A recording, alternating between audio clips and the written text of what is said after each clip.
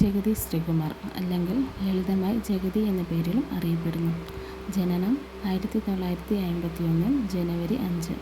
ഒരു ഇന്ത്യൻ നടനും സംവിധായകനും പിന്നണി ഗായകനുമാണ് ഇദ്ദേഹം. ഏകദേശം 4 പതിറ്റാണ്ട് നീണ്ട കരിയറിൽ 1500-ലധികം മലയാള സിനിമകളിൽ പ്രത്യക്ഷപ്പെട്ടിട്ടുണ്ട്. മലയാള സിനിമയുടെ ചരിത്രത്തിലെ ഏറ്റവും മികച്ച ഹാസ്യനടനായി പരക്കെ കാണപ്പെടുന്നു. കൂടാതെ 2 സിനിമകൾ സംവിധാനം ചെയ്യുകയും 5 കേരള സംസ്ഥാന ചലച്ചിത്ര അവാർഡുകൾ നേടുകയും ചെയ്തിട്ടുണ്ട്.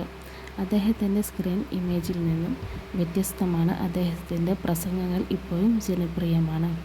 2012 മാർച്ചിൽ ഒരു വാഹനാപകടത്തിൻ്റെ ഫലമായി 1 വർഷത്തിലേറെ അദ്ദേഹം ആശുപത്രിയിലായിരുന്നു.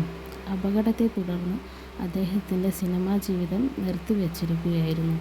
2012 മെയ് മാസത്തിലെ കെ. മധു സംവിധാനം ചെയ്ത CBI 5 ദ ബ്രെയിൻ എന്ന ചിത്രത്തിലൂടെ ജഗതി വീണ്ടും ബിഗ് സ്ക്രീനിലേക്ക് മടങ്ങിവന്നു. സിനിമയിൽ അദ്ദേഹത്തിന് സംഭാഷണങ്ങളൊന്നും ഇല്ലായിരുന്നു.